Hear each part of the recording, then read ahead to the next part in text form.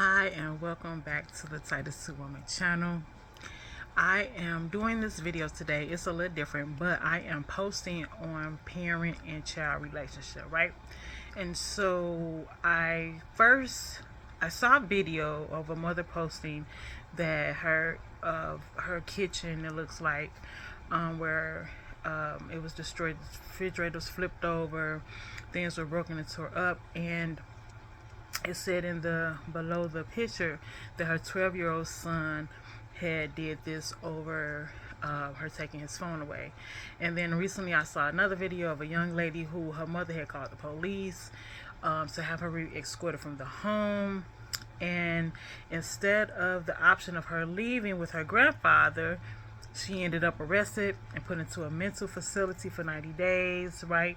And then there was the video that I recently saw, and I'm wondering, like, why am I watching this video? But it all came out to this video to be done today of this young lady I'm watching, where the police had pulled her over, and she ended up becoming arrested as well. And just their whole actions, like this whole spazzing out situation. And so in this video, I want to give you scriptural reasons why we see this happening, and how it can be turned around. Okay, so first let me say that why I am able to talk about this was because my son, right, he also decided when he was 16, listen, that he didn't want to accept my guidance any longer by abiding by the rules, and so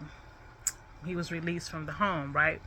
Now, did he experience some things that I would not have preferred him to do? Yes. Or experience? Yes.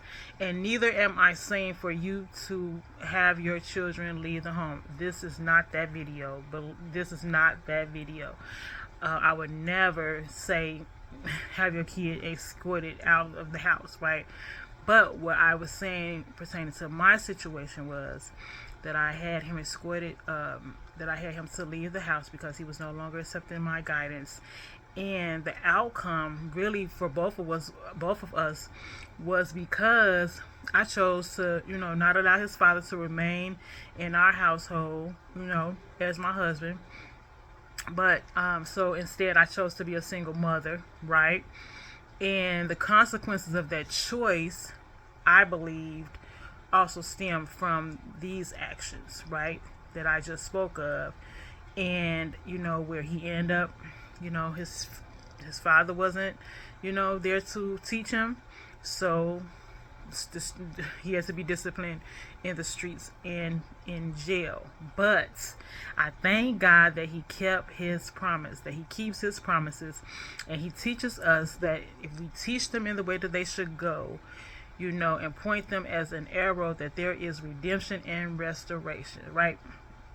So let's get into this. Now, I don't know why it is. Maybe it's the lack of knowledge, or maybe from bad experiences, or maybe even both, that people have decided to discard the word, regarding to spare the rod, right? They and train up your child in the way that they should go, or like arrows in the hand of a warrior. Our children born in our youth is what they are, right? And so what the rod is designed for, you read Proverbs 22:15, it states that foolishness is bound up in the heart of a child.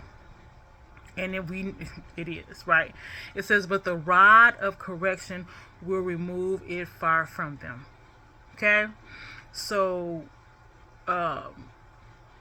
this is why, parents should chastise their children. Also, the rod represents authority. We see that there is no authority, there's no respect for authority. And so the rod represents authority, and it is been given to us to be used as parents. And also God uses the rods as authority, right, to correct and guide us. And also what we see are in parts the result of Proverbs 13:24, failing to discipline a child with a rod is a form of hating them. And while loving them means being diligent in disciplining them. And that also, now because it's not just for us to do, because also God does it. He says it in Hebrews 12:6, for the Lord disciplines the Lord disciplines him he loves, and chastises every son whom he receives, right? And that even the larger part of that scripture, as it goes on, it compares God's discipline to that of a father of his children, emphasizing that that it is an act of love and is for our ultimate good, therefore our children's ultimate good. Okay, so it even tells us, the adult children of God, that it even tells us that we are to not grow weary and faint hearted when we are disciplined by God. Okay, so discipline is what he uses, what we're to use to correct, guide, and teach also our children, because again it says that what foolishness is in the heart, right? So now the question is, how can we turn this thing around? I would first say that we must, as the parent, come out of our emotions, come out of I love them, or come out of I don't want to hear them cry when they're younger. And because it starts young, and again, the rod isn't necessarily what we say call beating, but the rod is chastisement, right? And I've heard that before, like, I don't want to hear my kid cry, and what if my child doesn't do anything wrong? Okay, then this may not be the video for you. But again, I'm saying that first we have to get our emotions out of it and just be obedient, period. Secondly, or in adjournment too, we have to pray, right? And read scripture. We have to pray for our emotions. We have to pray for our children. We have to ask God for guidance and wisdom, right? And how to navigate our parenting at each stage of their lives. And then next, recognizing the stage and aligning our communication with where we want to see our children, and the type of child and parent relationship we want to have. I remember as my kids got older, and I did have to learn how to change, the conversation. I had to do it, I had to change the conversation. I had to change the way I delivered it. Also, even as my son got older, that around 16, and again, lack of knowledge, even the level of respecting him differently, right? We do say, well, they're children, they're people, persons, we still should respect them, and we should. And that is what we also have to know how to respect, right? And so I would say, even as he got older, because I didn't understand him, I may have disrespected him in a way that I should not have, right? So the same way communication, God gives us communication of why he's disciplining us and making sure that we have full understanding of what he's done. We also should communicate why this is, what has happened, and what we want to see, the reason why we're doing it, right? I know a lot of times we may do it when they're younger. I've heard this before. A lot of times we were growing up and a parent would be like, this hurts me more than it hurts you. And this, or when now with the time out situation, we are putting them in time out, and as they come out of time out, they're having the conversation of why they were in time out. So that part with the communication is still very much needed. And this is very important. This one. We have to get rid of the negative talking to them and about them, right?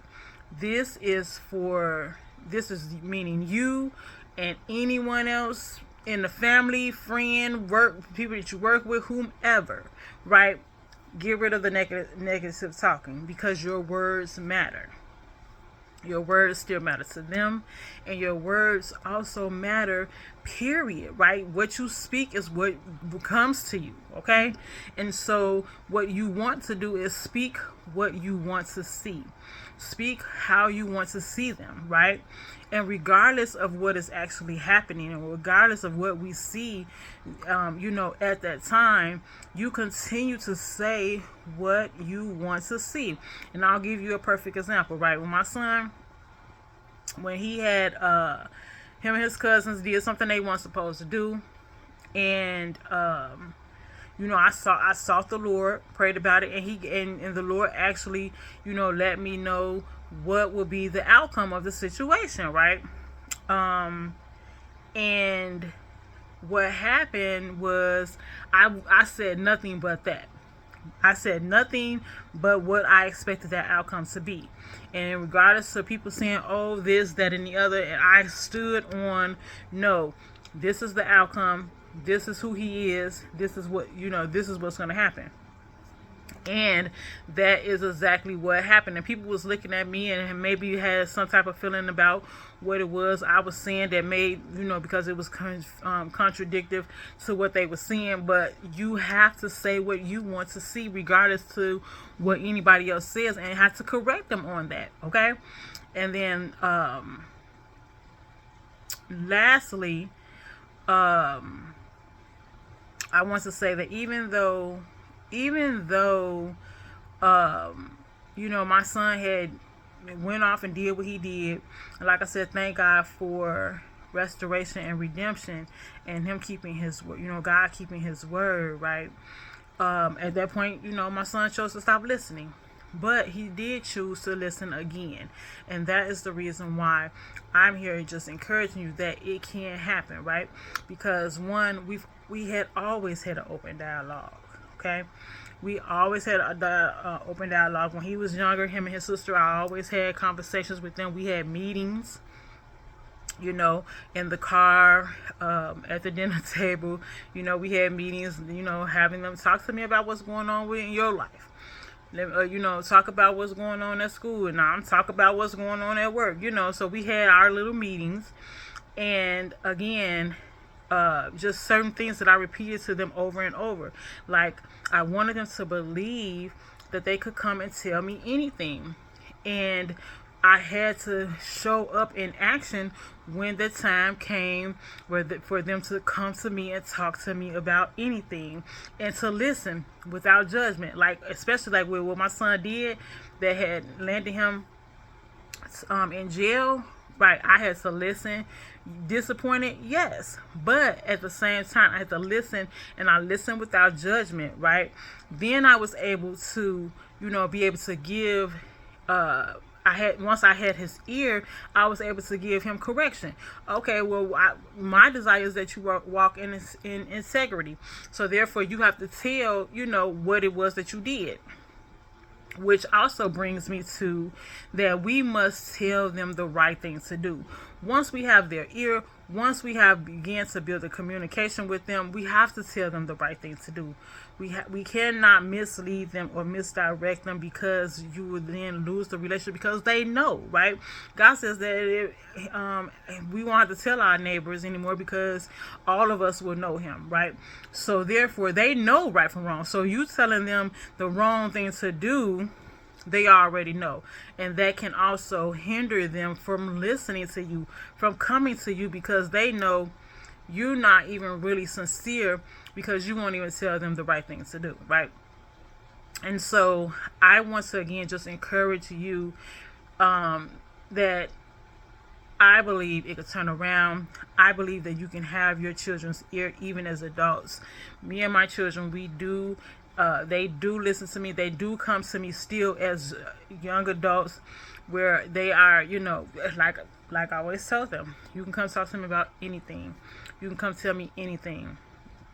And that really built a relationship and bond with us that has been unbreakable, where they can or know that they have a place where they can come and talk, and it's safe, right?